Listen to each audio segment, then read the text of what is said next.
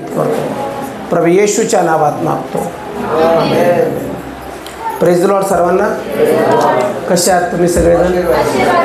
Amen amen. Praise the Lord. पाहून आनंद वाटतो तुमच्या सगळ्यांना. देवाची स्तुती असो की आज आम्ही या ठिकाणी देवाच्या सानिध्यामध्ये आलेलो आहोत. आणि आज जे आम्ही वचन बघणार आहोत ते वचन आपण बघूया की लूक ऋषवर्तमान याचा 6वा अध्याय आणि 12 वचन.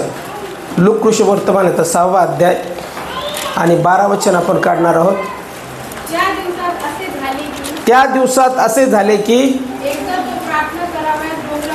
एकदा तो प्रार्थना करावयास डोंगरावरती गेला आणि रात्रभर देवाची प्रार्थना करत राहिला. एकच वचन या ठिकाणी वाचलेलं आहे आपण. आणि त्या वचनामध्ये असं सांगितलेलं आहे की येशू ख्रिस्त रात्रभर प्रार्थना करत राहिला. म्हणजे प्रार्थना करत होता. प्रार्थना करणं म्हणजे काय? प्रार्थना म्हणजे काय? बोलणं. आपण जसं एकमेकाशी बोलतो, गप्पा मारतो किंवा बऱ्याचशा वेळेस लोक बराचसा वेळ बोलण्यात घालवतात एकमेकांना, तसं देवाशी बोलणं. येशू ख्रिस्त असं म्हटलेलं आहे की ज्यावेळेस तो डोंगरावरती गेला त्यावेळेस रात्रभर तो प्रार्थना करत होता. म्हणजे रात्रभर तो त्याच्या पित्याबरोबर बोलत होता, देवाबरोबर बोलत होता. आजचा जो माझा विषय आहे तो विषय आहे की आम्ही प्रार्थना योद्धे बनणं फार गरजेचं आहे. आमच्या जीवनात प्रार्थना असणं गरजेचं आहे. प्रार्थना जर आमच्या जीवनात नाही तर आमचं जीवन हळूहळू नाश पावतं आणि पूर्णतः जगिकतेकडे वळतं. जर प्रार्थना नसेल तर विश्वास नसतो. प्रार्थना नसेल तर हळूहळू जगातल्या गोष्टी आमच्या जीवनात येतात आणि मग नंतर प्रार्थना जर नसेल तर जे आध्यात्मिक जीवन आहे ते आमचं नष्ट होतं आणि देवाचं सानिध्य देखील आमच्या जीवनातून निघून जातं. येशू देवाचा पुत्र असून देखील त्याच्या जीवनामध्ये त्याला प्रार्थना करण्याची गरज नाही. तो स्वतः आत्म्याने भरलेला आहे, पण तो त्याच्या पित्याबरोबरचा नातेसंबंध प्रार्थनेद्वारे प्रस्थापित करतो. म्हणजे नेहमी ज्या वेळेस त्याला वेळ भेटतो त्यावेळेस तो प्रार्थना करतो. मग जर येशूने इतक्या प्रार्थना केल्या तर जे त्याच्यावर विश्वास ठेवतात त्यांनी किती प्रार्थना करायला पाहिजे. प्रार्थना योद्धा बनणं गरजेचं आहे. म्हणून आम्ही सर्वजण जे इथं बसलेलो आहोत, प्रार्थना जर करत नाही तर आमचं जीवन ड्राय होऊन जाईल. तुम्ही आध्यात्मिक राहणार नाही. तुम्हाला रेव्हेलेशन परमेश्वराचं होणार नाही, प्रगटीकरण होणार नाही. तुम्हाला वचन समजणार नाही, कारण की तुमचा आणि पित्याचा नातेसंबंध नाही. येशू ख्रिस्त देवाचा पुत्र असून देखील तो ज्या वेळेस आम्ही बघतो त्याचं चरित्र, ज्या वेळेस आम्ही बघतो त्याचं जीवन, त्या जीवनामध्ये त्याने जास्तीत जास्त समय जो आहे तो प्रार्थनेमध्ये खर्च केला. पण आम्ही देखील जे आम्ही येशूचे फॉलोअर आहोत किंवा येशूवर विश्वास ठेवणार आहेत, आम्ही अधिक प्रार्थना करणं गरजेचं आहे. आजची परिस्थिती बघा तुम्ही बदलत आहे सगळीकडं. अशा स्थितीमध्ये प्रार्थना करणं गरजेचं आहे. आज लोक बघा आंदोलन करत नाही. दारू बंद पडावी म्हणून कोणी आंदोलन करत नाही. गांजा बंद पडावा म्हणून कोणी आंदोलन करत नाही. चुकीच्या गोष्टी बंद पडाव्या म्हणून कोणी आंदोलन करत नाही. पण आंदोलन करतात की प्रार्थना सभा बंद पडाव्यात, देवाचं काम बंद पडावं म्हणून लोक आंदोलन. म्हणजे याचा अर्थ जे चांगल्या गोष्टी आहेत त्या गोष्टी बंद व्हाव्यात आणि ज्या वाईट गोष्टी आहेत ज्याद्वारे आमचं जीवन बर्बाद व्हावं, लोक उद्ध्वस्त व्हावं, अशा गोष्टीला कोणी विरोध करत नाही. म्हणून जे लोक विश्वासणारे आहेत त्यांच्यासाठी परमेश्वराने एक शस्त्र दिलेलं आहे आणि ते शस्त्र आहे की आम्ही परमेश्वराच्या सानिध्यामध्ये प्रार्थना करायला पाहिजे. हालेलुया. म्हणून मी म्हटलं ज्यावेळेस आपण प्रार्थना करतो त्यावेळेस मी नेहमी बोलत असतो की तुम्ही तुमचं मुख उघडा. जोपर्यंत तुम्ही मुख उघडत नाही, शब्द बोलत नाही, तोपर्यंत कार्य घडत नाही. आमच्या जीवनामध्ये आमचे हत्यार म्हणजे शरीराचे नाही. आमच्या हातात तलवार नाही किंवा आमच्या हातात भाला नाही किंवा आम्हाला शारीरिक दृष्टीनं कोणाला मारायचं नाही. त्याच्यामुळे आमचं हत्यार जे असतं ते आमचं हत्यार हात नाही, तलवार नाही, भाला नाही, पण आमचं हत्यार जे आहे ते आमचे शब्द आहेत. म्हणून विश्वासणाऱ्याच्या जीवनामध्ये शब्द बोलणं गरजेचं आहे, प्रार्थना करणं गरजेचं आहे. कारण की आमचं युद्ध जे आहे ते रक्तमांसाबरोबर नाही, दिसणाऱ्या भावाबरोबर किंवा बहिणीबरोबर नाही, तर आमचं युद्ध जे आहे ते आकाशातील दुरात्म्याबरोबर आहे. आणि हे युद्ध जिंकण्यासाठी जो विश्वासणारा आहे त्या विश्वासणाऱ्याच्या जीवनामध्ये प्रार्थना असणं गरजेचं आहे. काय असायला पाहिजे त्याच्या जीवनात? प्रार्थना असणं गरजेचं. मग आम्ही सगळ्यांनी कसं असायला पाहिजे? प्रार्थनाशील असलं पाहिजे. तुम्ही ज्यावेळेस टाईम सकाळपासून उठता त्यावेळेस तुमची सकाळ सुरुवात जी आहे ते प्रार्थनेने झाली पाहिजे, देवाच्या वचनाने झाली. रात्री जाग येते बघा, अचानक जाग येते. ती जाग तुम्हाला बेचैन झाले म्हणून येत नाही. काय म्हणतात? नाही, बेचैनच झालो नाही, रात्रीचं उठलो आणि उठून काय केलं? पिक्चर पाहत बसू. एक विश्वासणाऱ्याला रात्री जर उठवल्या जातो तर ते उठणं जे आहे ते देवापासून आहे. त्यावेळेस तुम्ही ती रात्र देवाच्या सानिध्यात. हालेलुया. हालेलुया. तुम्ही म्हणता ना कधी कधी बेचैन झालं, मी रात्री 3 वाजता उठलो. 3 वाजता उठलो तर याचा अर्थ देव तुम्हाला काहीतरी संकेत देत आहे आणि देव सांगत आहे की तुम्ही उठून काय करा, प्रार्थना करा, देवाच्या सानिध्यात वेळ घालवा. पण बऱ्याच वेळेस आम्ही काय करतो, ते शब्द जे आहेत ते नाकारतो. आम्हाला वाटतं बेचैनी मी उठलो आणि प्रार्थना करत नाही. पवित्र शास्त्र जर आम्ही बघितलं तर पवित्र शास्त्र आम्हाला सांगतं, नीतिसूत्राचं पुस्तक याचा 18 अध्याय 21 वचन की जीवेच्या हाती मृत्यू आणि जीवन आहे. म्हणजे जे प्रार्थना करणारे लोक आहे त्यांच्या मुखामध्ये जीवन आहे, त्यांच्या मुखामध्ये मृत्यू आहे. म्हणून मी आता प्रार्थना करत असताना म्हटलो की बरेचसे लोक भयग्रस्त होतात, भीती वाटते त्यांना. आणि अशी भीती वाटते की आता काही खरं नाही, आता संपलं, आता आमचं काही होणार नाही, आमचं कुटुंब नाश पावणार. आणि ते भयामुळे काय होतं, ते भय जे आहे ते भयाचं रूपांतर शब्दामध्ये होतं आणि शब्द देखील ते काय बोलायला लागतात, मृत्यू बोलायला लागतात. आता काही खरं नाही, आता सगळं संपलं, आता उद्ध्वस्त होणार आणि आता आमचं काहीच होणार नाही. का? कारण की ती जी प्रार्थना जी चांगली करायला पाहिजे, प्रार्थना म्हणजे बोलणं, जे आमचे शब्द आहेत ते पॉझिटिव्ह असायला पाहिजे, तर ती जागा भयामुळे काय होते, निगेटिव्ह होते. आणि मग आमच्या मुखातून कसे शब्द निघायला लागतात की आता काही खरं नाही, आता सगळं संपलं. आणि मग एक प्रकारे जी प्रार्थना आम्हाला देवाच्या सानिध्यात पॉझिटिव्ह करायची आहे ती प्रार्थना निगेटिव्ह होते. म्हणून आमची जिभा फार महत्त्वाची आहे. आणि त्या जिभेसाठी आम्ही प्रार्थना करणं, म्हणजे जे मुख आहे, जे शब्द आहे ते आम्हाला प्रार्थना करण्यासाठी दिलेलं आहे. म्हणून जो कोणी प्रार्थना करतो आणि ती प्रार्थना येशूसारखी करतो आणि येशूच्या पाठीमागे चालतो आणि म्हणतो जर येशू प्रार्थना करणार आहे तर मलाही प्रार्थना करण्याचं जीवन जगायचं आहे, तर मी सांगतो तुमचं जीवन एक विजयशाली जीवन राहणार. Hallelujah, hallelujah. आज काही विश्वासणारे विजयामध्ये का चालत नाही, का विजयामध्ये चालत नाही? विजय म्हणजे एका बाबतीचा विजय नाही म्हणत, आरोग्यामध्ये विजय, फायनान्समध्ये विजय, घरामध्ये विजय, प्रत्येक गोष्टीमध्ये ते पराजित आहेत, म्हणजे ते हरलेले आहेत. तुम्ही बघा काही विश्वासणाऱ्यांचं बोलणं देखील निराशात्मक असतं. काही लोक बोलताना कसं बोलतात, आता आमचं काही खरं नाही, बघा ना माझ्या मुलाने असं केलं, आता याचं काही खरं नाही, हा संपला, तो संपला. आणि आता आम्हाला वाटत नाही या परिस्थितीतून आम्ही बाहेर येऊ आणि आम्हाला वाटत नाही की चांगलं होईल काय आमच्या जीवनामध्ये. म्हणजे एक विश्वासणारे असून देखील, देवावरती विश्वास ठेवणारे असून देखील त्यांचे जे शब्द आहेत ते शब्द पूर्णपणे जे आहेत ते फेलियर आहेत, म्हणजे फेल ठरलेले आहेत. किंवा ते ज्यावेळेस बोलतात त्यावेळेस त्यांना वाटतं की आता संपलेलं आहे. का? कारण की त्यांचं जीवन जे आहे ते प्रार्थनेचं जीवन नाही. तुम्हाला बोलता कसं आलं पाहिजे, रोख आणि ठोक, येशूच्या नावामध्ये जे आहे ते आहे. आणि परमेश्वरा मी माझी प्रार्थना तुला म्हणतो, माझ्या जीवनामध्ये विजय तुझ्यापासून मला प्राप्त होतो. आज इथं बसलेले मला तुम्हाला सांगायचं आहे, तुम्ही साधारण लोक नाही. बऱ्याचशा वेळेस सैतानाने तुम्हाला साधारण केलेलं आहे आणि तुम्हाला सांगितलेलं आहे तुझ्या शब्दात काहीच पॉवर नाही. काही जण म्हणतात ना माझ्या शब्दात पॉवरच नाही, हो कोणी माझं ऐकतच नाही. काही जण इथं बसलेले असतील, माझं कोणी ऐकतच नाही, मी बोलायला जातो त्यावेळेस दुसरेच बोलतात, माझे विचार समजूनच घेत नाही. माझे विचार समजले पाहिजे आणि बोलण्यासाठी ते करतात.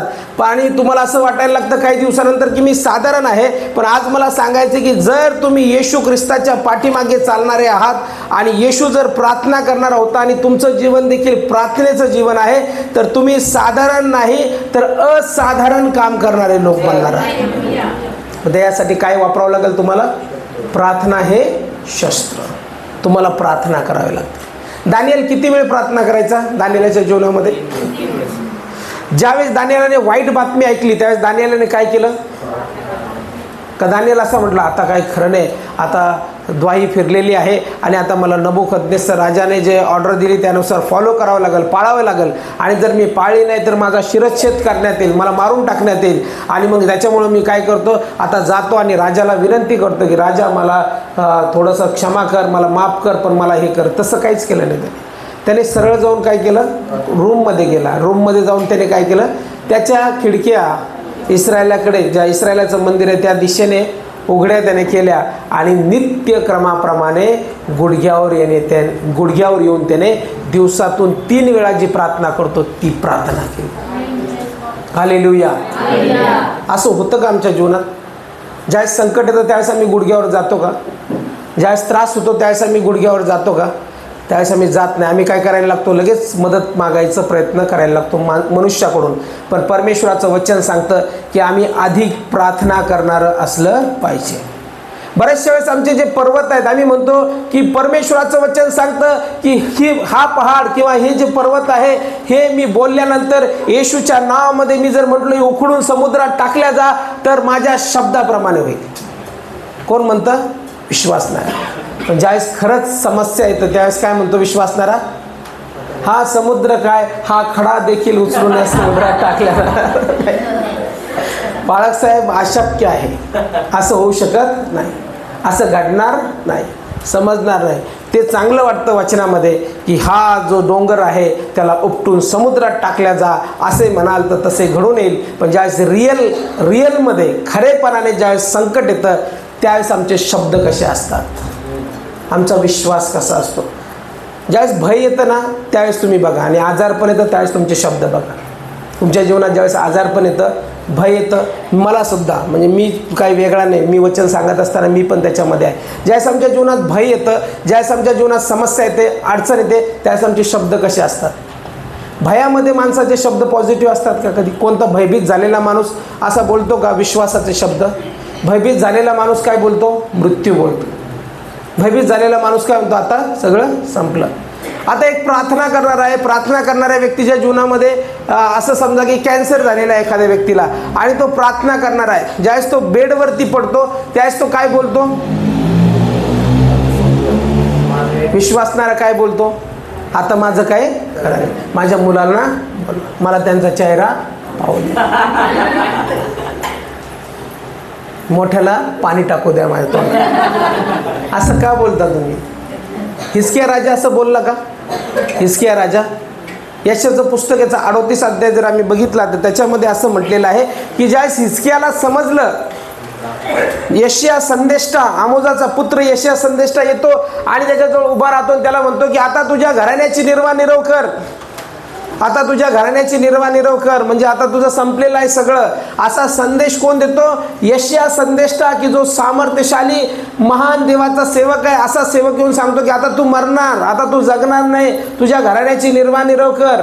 आणि तो राजा होता, आणि राजा असताना देखील हिजकियाने असं समजलं नाही की आता मला वैद्य बोलवायला पाहिजे, आता मला सैनिक बोलायला पाहिजे, जा वेगवेगळ्या डॉक्टरांकडे जा, त्यांना घेऊन या आणि त्यांना सांगा मला बरं करा, असं तो म्हणत नाही. तर पवित्र शास्त्र आम्हाला सांगतं की अशा प्रसंगी, अशा वाईट प्रसंगी हिजकियाने माणसावरती भिस्त ठेवली नाही, वैद्यांवरती भिस्त ठेवली नाही, तर अशा प्रसंगी हिजकियाने, पवित्र शास्त्र सांगतं की भिंतीकडे तोंड फिरवलं, आणि भिंतीकडे तोंड फिरून त्याने काय केलं?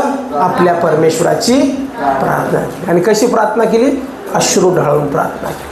आणि जशी त्याने अश्रू ढाळून प्रार्थना केली त्याच समयी जो संदेष्टा आहे त्या संदेष्टाला वचन प्राप्त झालं की जाऊन माझ्या राजाला किंवा जो व्यक्ती आहे हिजकिया त्याला सांग की मी तुझे आयुष्य वाचवलेले आहे आणि ते आयुष्य मी तुला 15 वर्षाने वाढवतो आणि शत्रूंच्या हातातून पण मी तुझं रक्षण करतो.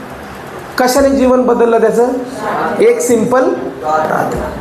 आम्हाला बऱ्याचशा वेळेस वाटतं आमच्या मुखातले शब्द साधे आहेत, माझ्या शब्दाने काही असर होत नाही, पण परमेश्वराचं वचन सांगतं की आम्ही प्रार्थना करणारे असलो पाहिजे. म्हणून प्रत्येक विश्वासणारा, ज्यावेळेस तुम्हाला भीती वाटते, ज्यावेळेस भय वाटतं, ज्यावेळेस असं वाटतं इनसिक्युअर, आता काही खरं नाही, आता जग दुसऱ्या दिशेने चाललेलं आहे आणि आम्ही तर पहा आम्ही साधे लोक आहोत, आम्हाला तर सहज चुरडा करतील, पण ज्या वेळेस असा विचार येतो त्यावेळेस असं म्हणा की माझा जिवंत परमेश्वर माझ्या बरोबर आहे आणि जी मी प्रार्थना करतो त्यामध्ये यश देणारा पिता माझ्या बरोबर.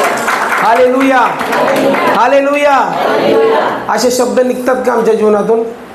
निघायलाच पाहिजे. जो विश्वासणार आहे त्याच्या जीवनातून ते शब्द निघायलाच पाहिजे की परमेश्वराने आम्हाला यश दिलेलं आहे.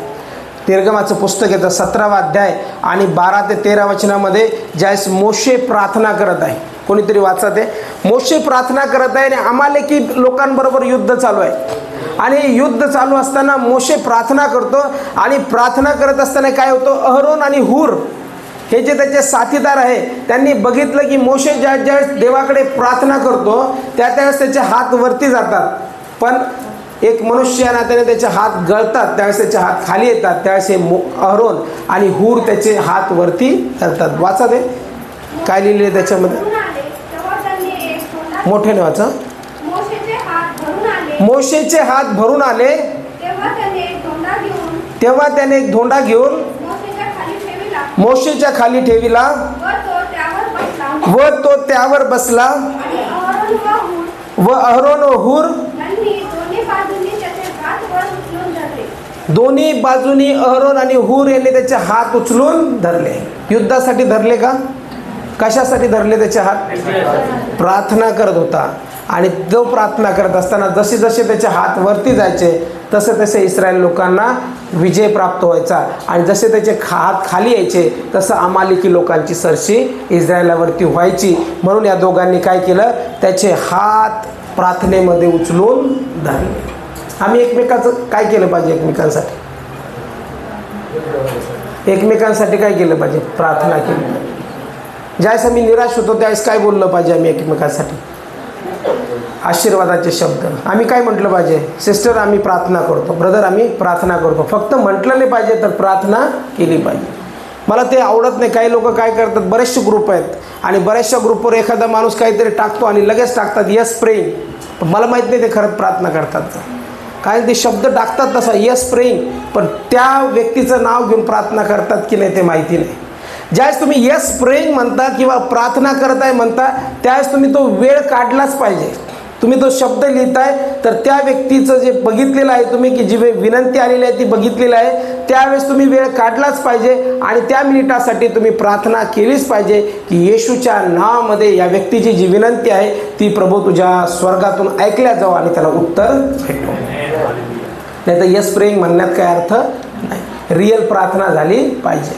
आणि जर प्रार्थना होत नसेल तर ते टाकायचं नाही. टाकायचं तर सत्यरीतीने टाकायचं, नाही तर टाकायचं नाही. म्हणून ज्यावेळेस मी प्रार्थना करतो त्यावेळेस आमची प्रार्थना जी आहे ती सरशी करते. ज्यावेळेस तुम्ही प्रार्थना करता, ज्यावेळेस तुम्ही देवाच्या सानिध्यात वेळ घालता त्यावेळेस सरशी करते. आणि जर तुम्ही प्रार्थनेमध्ये वेळ घालत नसाल तर आमचं शरीर अधिक प्रबळ होतं. म्हणून मी सांगितलं की शरीर, आत्मा आणि शरीर, देह स्वभाव परस्पर विरोधी आहे. मग एक गट ज्यावेळेस एकत्रित येतो आणि प्रार्थना करतो त्यावेळेस विजय प्राप्त होतो. पण एक गट ज्यावेळेस एकत्रित येतो आणि फक्त चर्चा करतो किंवा काहीतरी कुरबुर करतो त्यावेळेस काय होतं, सैतानाला हसवतं. ज्यावेळेस एकत्रित येतात विश्वासणारे लोक त्यावेळेस त्यांनी काय करायला पाहिजे, प्रार्थना करायला पाहिजे. आपले शब्द कसे असले पाहिजे, पॉझिटिव्ह असले पाहिजे. कसे असले पाहिजे, प्रार्थनेचे असले पाहिजे. ज्यावेळेस मी प्रार्थना करतो त्यावेळेस तो विजय प्राप्त होतो. म्हणून आमच्या डोक्यामध्ये जास्तीत जास्त काय असायला पाहिजे, मला वाटतं तुम्ही प्रार्थना करत नाही, काय असायला पाहिजे आमच्या डोक्यामध्ये जास्तीत जास्त, प्रार्थना असल्या पाहिजे. आम्ही जास्तीत जास्त वेळ कसा खर्च केला पाहिजे, प्रार्थनेत कर. आम्ही काय बोललो पाहिजे, देवाचं वचन. आम्ही देवाच्या सानिध्यात राहिलो पाहिजे. म्हणून इथं म्हटलेलं आहे की ज्या ज्या वेळेस त्यांनी अहरोन आणि हूरने मोशेचे हात उचलून धरले म्हणजे ती प्रार्थना देवाकडे गेली. आणि ज्या ज्या वेळेस प्रार्थना केली त्यावेळेस मोठा विजय जो आहे तो विजय इस्रायल लोकांना प्राप्त झाला. म्हणजे याचा अर्थ परमेश्वर आम्हाला मार्गदर्शन करत आहे की प्रत्येक विश्वासणारा प्रार्थनेचा योद्धा बनला पाहिजे. मग किती जण प्रार्थना करतात रोज, रोज प्रार्थना, 1 तास प्रार्थना करतात. देव पाहते बरं घेतं. 1 तास प्रार्थना करतात, 2 तास प्रार्थना करतात, 3 तास प्रार्थना करतात. कोणी करतं म्हणजे फार कमी प्रार्थना करतो. आजही आपण किती 10 मिनिटं 5 मिनिटं किंवा असं झालं प्रार्थना झाली. तशी प्रार्थनाबद्दल मी बोलत नाही, सिंपल प्रेयरबद्दल बोलत नाही. प्रार्थना योद्धा, एक प्रार्थना योद्धा जो असतो, समजा मी सांगितलं आता प्रार्थना करा, ते एक प्रार्थना योद्धा ज्यावेळेस प्रार्थना चालू करतो त्यावेळेस त्याला सांगावं लागत नाही की आता बस, तो चालूच ठेवतो. नाही बऱ्याचशा वेळेस आपल्याला काय म्हणजे तो त्याने स्टॉपच झालं नाही पाहिजे. मला वाटतं त्याला कोणीतरी थांबवलं पाहिजे आणि म्हटलं पाहिजे आता संपलेला आहे वेळ, आता घरी गेलं पाहिजे. पण आपण प्रार्थना कशी करतो, ज्यावेळेस प्रार्थना मंडळीत देखील प्रार्थना करतो त्यावेळेस काय होतं, चलबिचल फार होते आमच्या जीवनात. काही जण प्रार्थना करतात आणि अचानक जातात. काही जण प्रार्थना करत असतात त्यावेळेस थोड्या वेळ प्रार्थना करतात त्याच्यानंतर बसून घेतात किंवा प्रार्थनाच होत नाही. तर आम्ही प्रार्थना कशी केली पाहिजे, कॉन्स्टंट, सातत्याने. म्हणून नाईट प्रेयरची प्रार्थना मी बघितली की नाईट प्रेयरला जे लोक येतात प्रार्थना करतात, पूर्ण रात्र ते प्रार्थना करतात आणि त्यांची जे कॅपॅसिटी पण असते ती पूर्ण वाढते आणि त्या नाईट प्रेयरमधून त्यांच्या जीवनात फार मोठा बदल येतो. ते एक प्रार्थनेचे योद्धे बनल्या.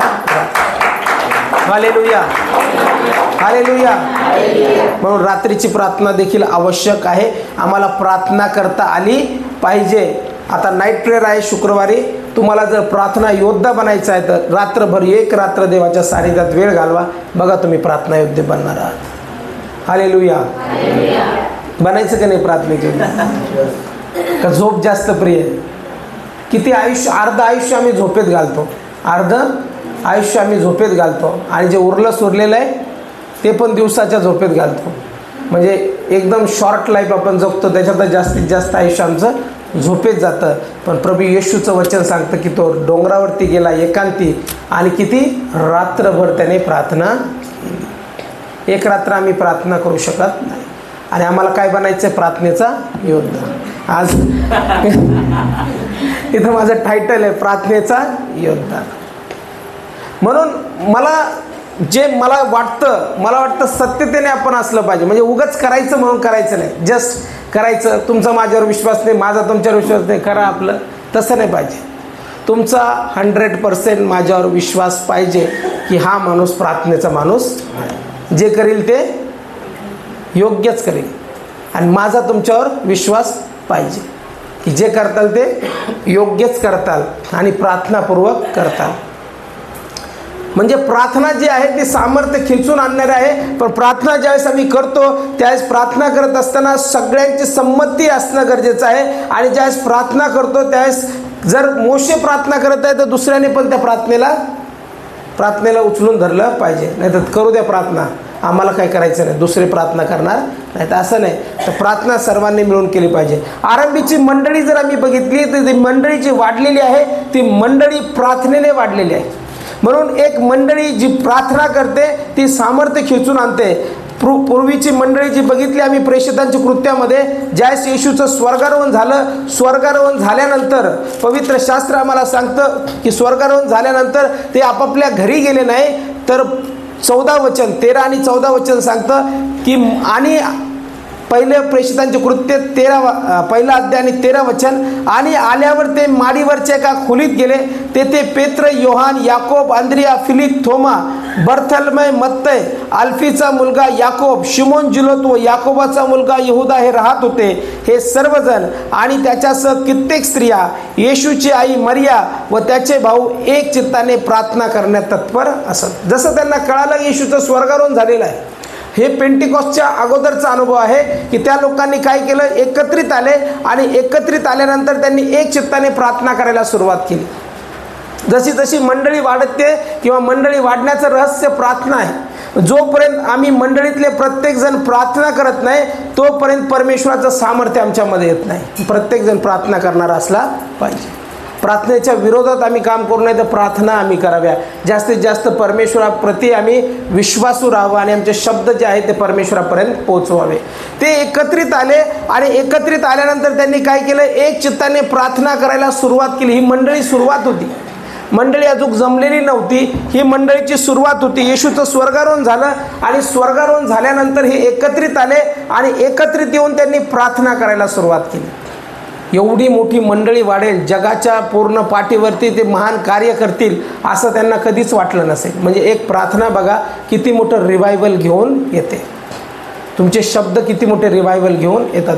एक माणूस प्रार्थना करतो त्यावेळेस एकच व्यक्ती प्रार्थना करतो, पण मंडळी ज्यावेळेस प्रार्थना करते त्यावेळेस पवित्र शास्त्र सांगतं अधोलोकाच्या द्वाराचं त्याच्यासमोर काही चालत नाही. आम्ही प्रार्थना करतो त्यावेळेस मूड मन नसलं पाहिजे आमचं प्रार्थनेत. काही लोक फार आखडून जातात, प्रार्थनाच करत नाही. मुख उघडा मुघडायचंच नाही.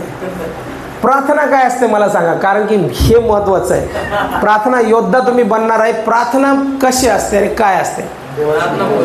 देवाशी बोलायसाठी काय करावं लागतं?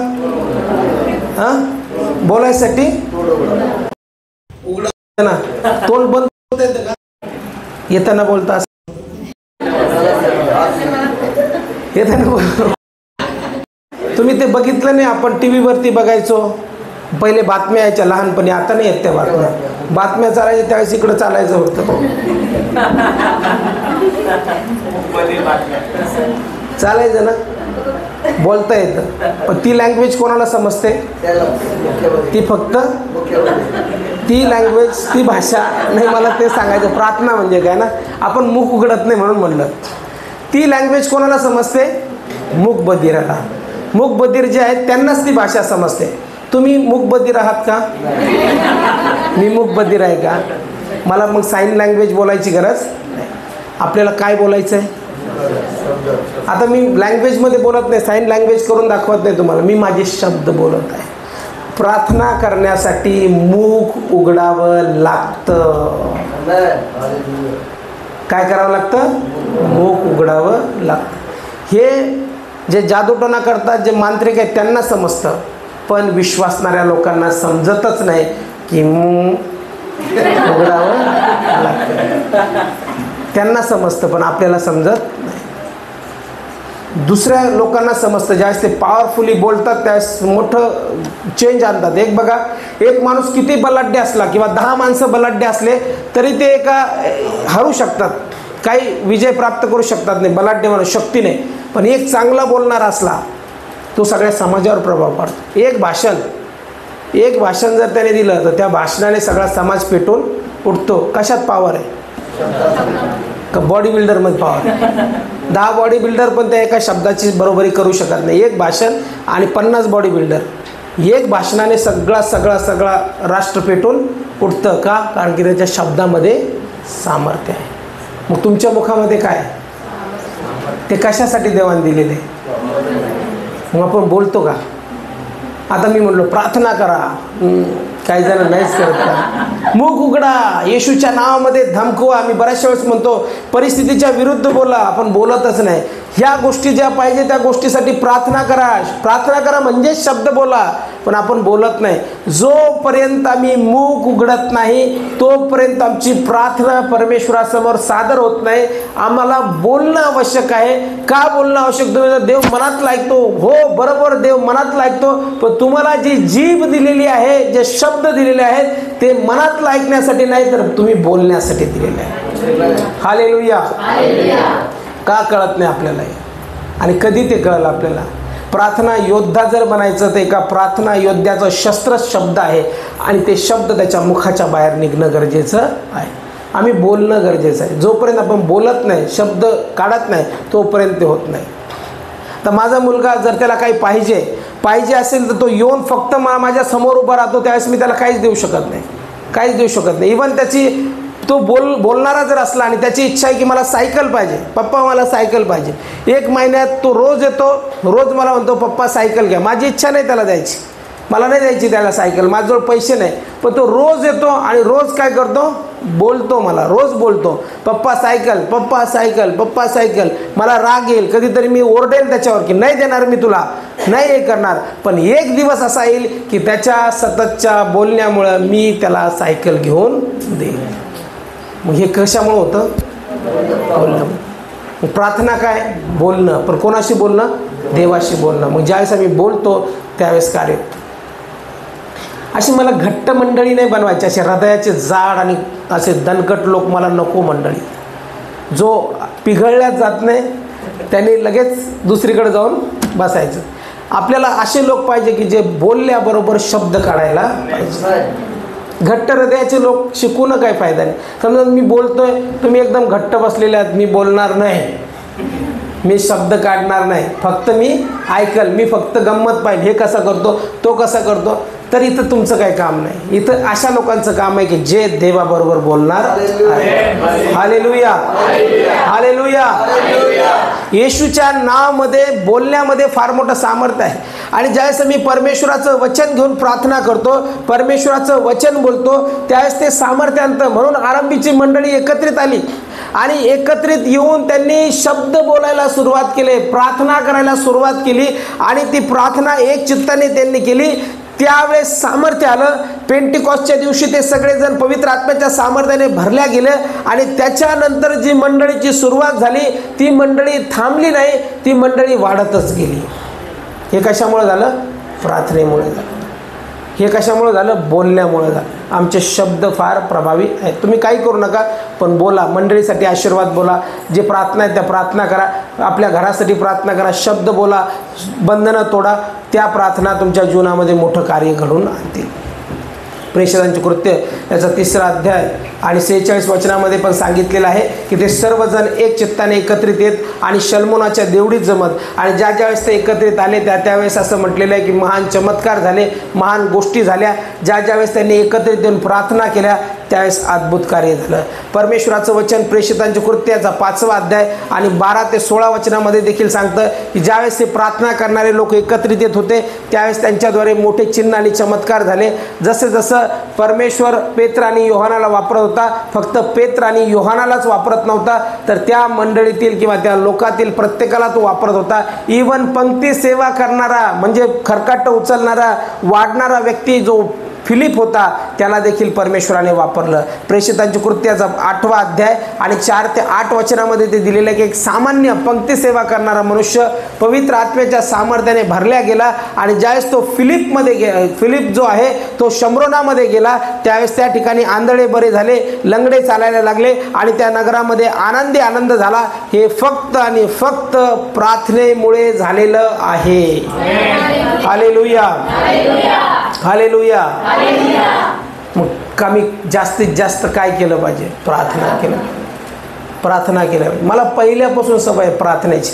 मी जुन्नर बायबल कॉलेजला होतो तेव्हापासून मला सवय टेकडीवर जाऊन प्रार्थना करायची, डोंगरावर जाऊन प्रार्थना करायची. बँगलोरला गेलो तिथं पण जाऊन मी जे आमचं प्रेयर गार्डन होतं तिकडं प्रेयर गार्डनमध्ये जाऊन प्रार्थना करायची. सगळे खेळाच्या तासामध्ये खेळायचे, पण मी असा होतो की जसं माझी वर्क ड्युटी व्हायची, वर्क ड्युटी झाल्यानंतर मी तिथं जंगलामध्ये जाऊन प्रार्थना करायचो आणि मग जेवण करायला जायचो. रोज प्रार्थना करायचो. जसं जुन्नरला पण जसं वर्क ड्युटी व्हायची माझे, जे काम नेमून दिलेलं काम संपवायचं, मुलं खेळायला जायचे पण मी खेळायला जात नव्हतो, मी डोंगरावरती जाऊन प्रार्थना करायचो. ती सवय मी आजही ठेवलेली आहे. आजही मी प्रार्थना करतो. ज्या ज्यावेळेस मला वाटतं प्रार्थना करावी, रात्री उठून प्रार्थना करतो, परमेश्वराच्या सानिध्यात बायबल वाचन करतो. शनिवारच्या दिवशी फिक्स ठरलेलं असतं की शनिवारचा पूर्ण दिवस मी देवाच्या सानिध्यात घालवतो. मग शनिवारचा दिवस डोंगरावरती जाऊन प्रार्थना करतो. तुम्ही बघत असाल उपास प्रार्थना असल्या तर एकांतात वेळ घालतो, कारण की मला माहिती आहे की सामर्थ्य हे माझ्या शक्तीने बळाने येणार नाही, ते सामर्थ्य प्रार्थना खेचून आणणार. हालेलुया. अभिषेक किंवा जे देवाचं सानिध्य आहे हे शास्त्र जे आहे हे सामान्य शास्त्र नाही. हे डोळ्यांसाठी कादंबरी नाही. कोणाला वाटतं ही कादंबरी आहे, वा मनाला किती छान कादंबरी लिहिली आणि या कादंबरीने मला फार प्रेरणा भेटली. ही कादंबरी नाही, हे मानवी विचार नाही की मानवी विचाराने हे लिहिलेलं नाही.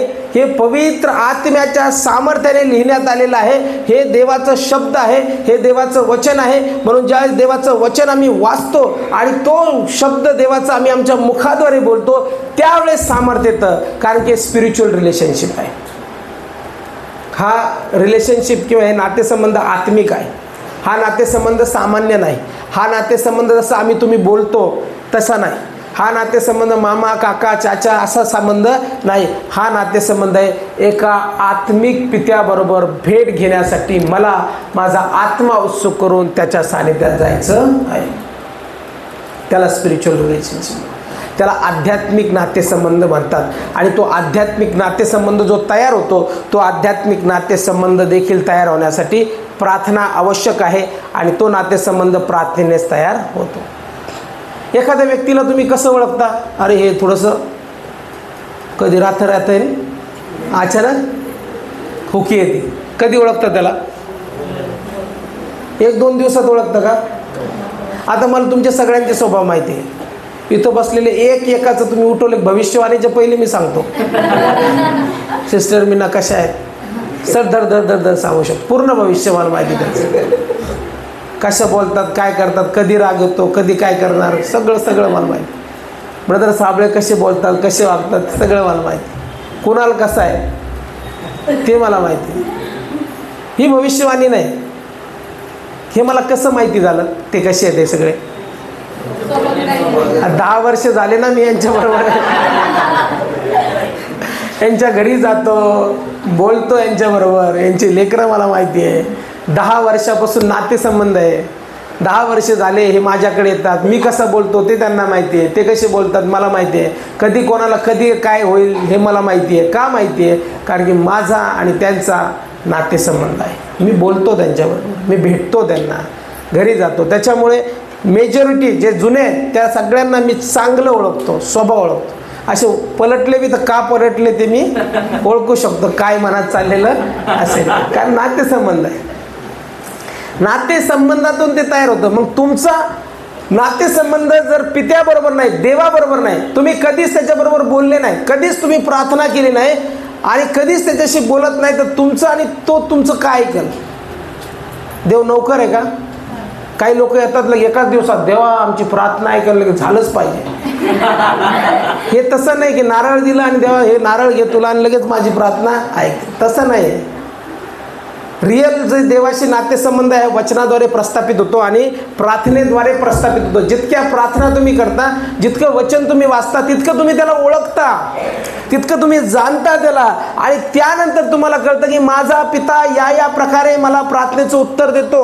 आणि मग नंतर तुम्हाला कळतं की काही चुकीच्या पद्धतीने मागितल्याने देव मला देणार नाही, माझं कंडक्ट, माझी वागणूक देखील त्यामध्ये सहभागी आहे आणि कशा रीतीने मी मागितल्याने मला प्राप्त होणार आहे हे सगळं प्रार्थनेच्या नातेसंबंधाद्वारे तयार होतं. आणि मग परमेश्वर आमची प्रार्थना ऐकतो.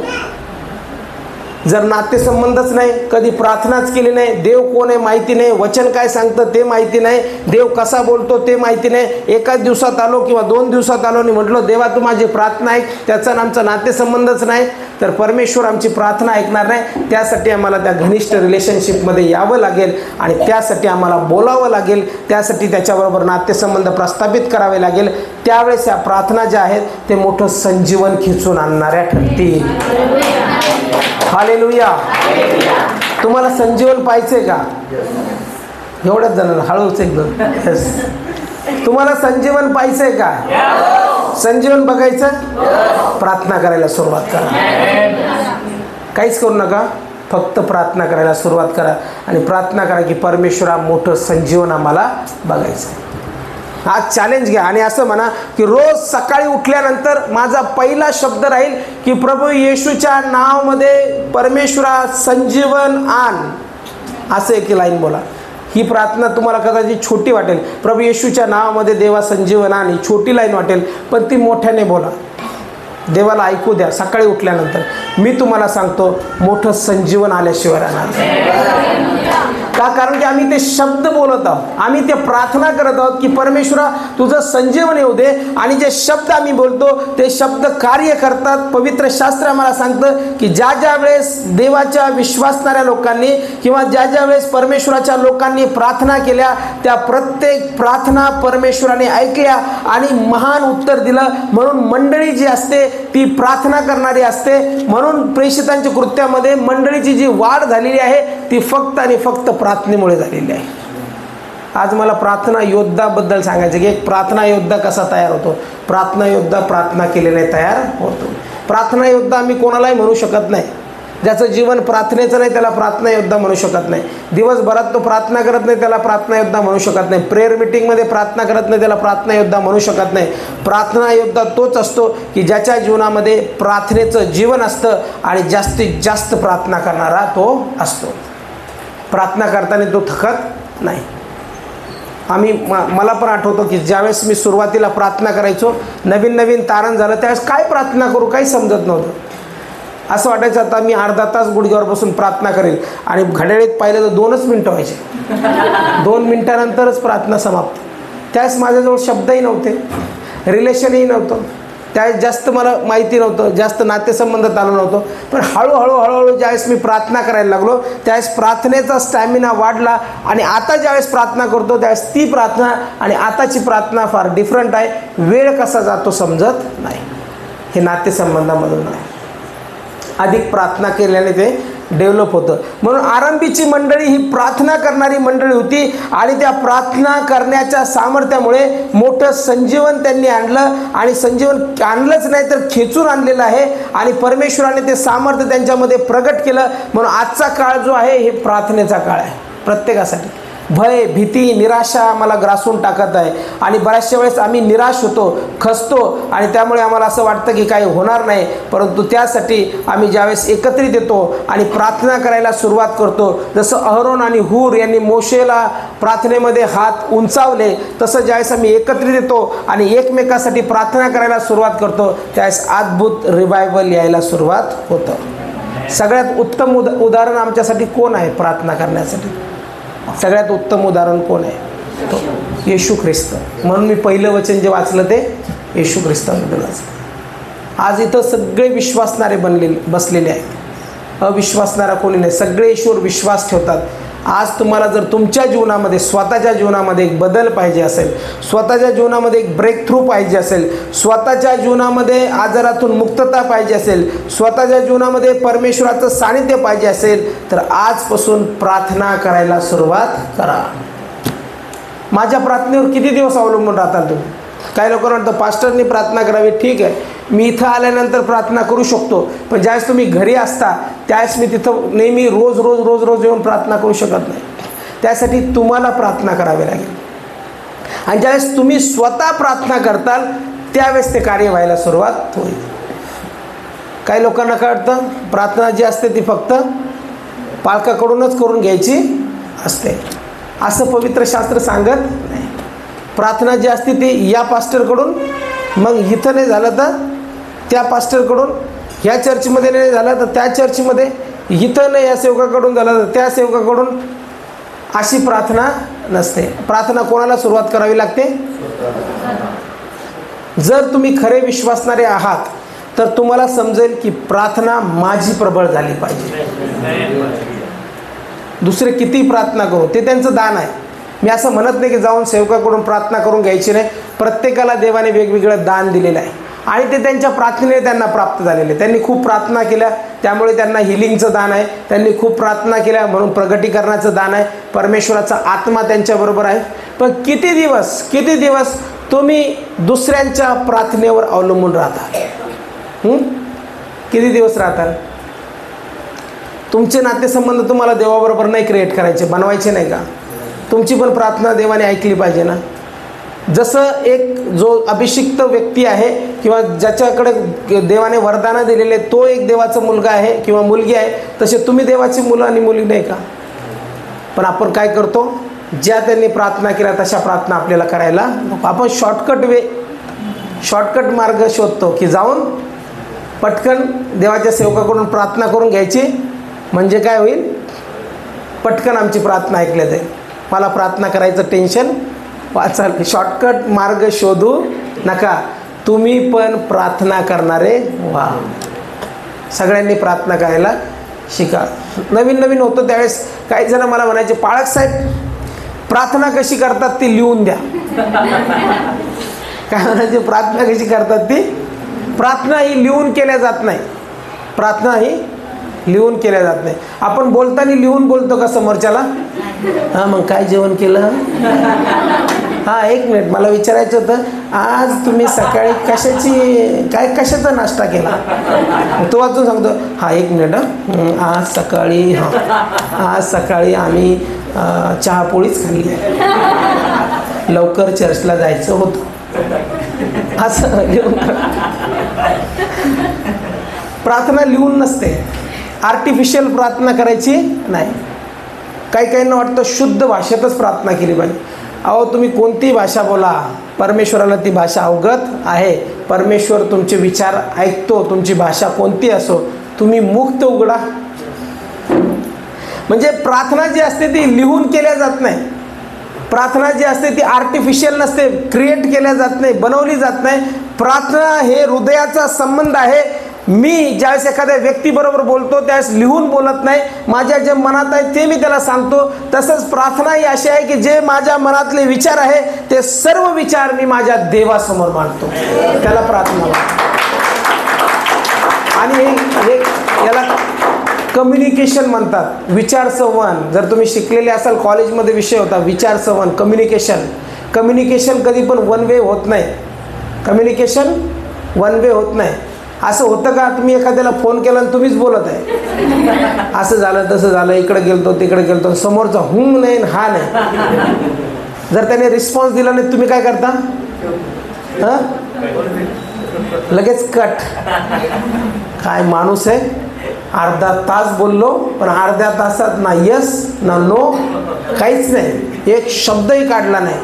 म्हणजे याचा अर्थ माणसालाही आवडतं की ज्यावेळेस मी शब्द बोलतो त्यावेळेस तिकडून पण शब्द बोलल्या जावे. कम्युनिकेशन 2 वेज असतं.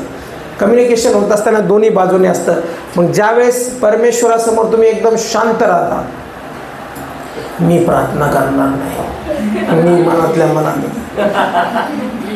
देव वैतागतो, अरे बोल आता तरी बोल, बोलणारच नाही, राहू दे तसंच. ज्या तुझ्या प्रार्थना आहे तुझ्या मनातच राहू दे, जो बोलणार आहे त्याच्या प्रार्थना मी ऐकतो. बोलणं फार गरजेचं आहे, शब्द फार गरजेचं आहे. तुमचे शब्द प्रभावी आहेत.